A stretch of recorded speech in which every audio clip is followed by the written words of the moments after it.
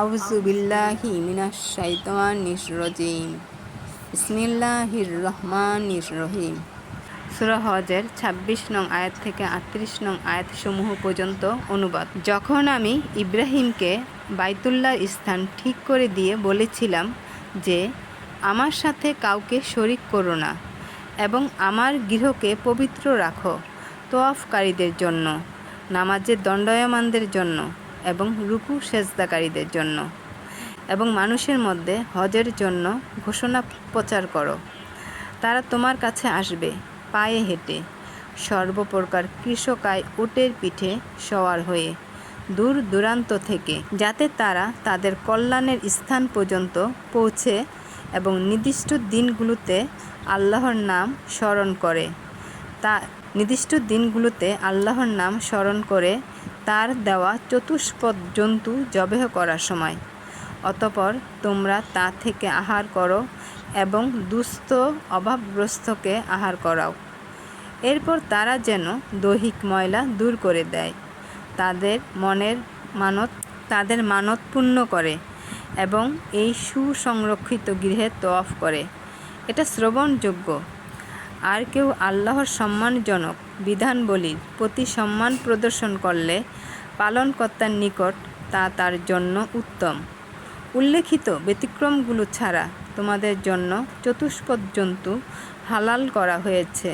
সুতরাং তোমরা মূর্তিদের অপবিত্রতা থেকে বেঁচে থাকো এবং মিথ্যা কথন থেকে দূরে সরে থাকো। আল্লাহর দিকে একনিষ্ঠ হয়ে তার সাথে শরিক না করে, এবং যে কেউ আল্লাহর সাথে শরিক করল সে যেন আকাশ থেকে ছিটকে পড়ল, অতঃপর মৃতভোজী পাখি তাকে ছো মেরে নিয়ে গেল, অথবা বাতাস তাকে উড়িয়ে নিয়ে কোনো দূরবর্তী স্থানে নিক্ষেপ করল। এটা শ্রবণযোগ্য। কেউ আল্লাহর নামযুক্ত বস্তুসমূহের প্রতি সম্মান প্রদর্শন করলে তা তো তার হৃদয়ে আল্লাহ ভীতি প্রসূত। চতুষ্পদ জন্তুসমূহের মধ্যে তোমাদের জন্যে নির্দিষ্ট কাল পর্যন্ত উপকার রয়েছে, অতঃপর এগুলোকে পৌঁছাতে হবে মুক্ত গৃহ পর্যন্ত। আমি প্রত্যেক উম্মতের জন্য কোরবানি নির্ধারণ করেছি, যাতে তারা আল্লাহর দেওয়া চতুষ্পদ জন্তু জবেহ করার সময় আল্লাহর নাম উচ্চারণ করে। অতএব তোমাদের আল্লাহ তো একমাত্র আল্লাহ, সুতরাং তারই আজ্ঞাধীন থাকো এবং বিনয়ীগণকে সুসংবাদ দাও। যাদের অন্তর আল্লাহর নাম স্মরণ করা হলে ভীত হয়, এবং যারা তাদের বিপদাপদে ধৈর্য ধারণ করে, এবং যারা নামাজ কায়েম করে ও আমি যা দিয়েছি তা থেকে ব্যয় করে, এবং কাবার জন্য উৎসর্গকৃত উটকে আমি তোমাদের জন্যে আল্লাহর অন্যতম নিদর্শন করেছি। এতে তোমাদের জন্য মঙ্গল রয়েছে। সুতরাং সারিবদ্ধভাবে বাঁধা অবস্থায় তাদের জবেহ করার সময় তোমরা আল্লাহর নাম উচ্চারণ করো।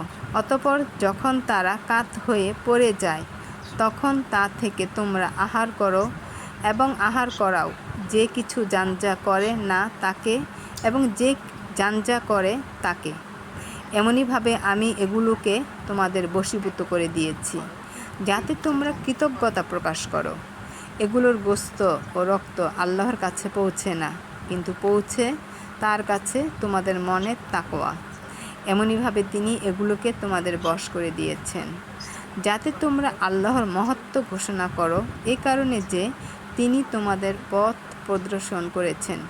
সুতরাং সৎকর্মশীলদের সুসংবাদ শুনিয়ে দিন। আল্লাহ মুমিনদের থেকে শত্রুদের হটিয়ে দেবেন। আল্লাহ কোনো বিশ্বাসঘাতক অকৃতজ্ঞকে পছন্দ করেন না।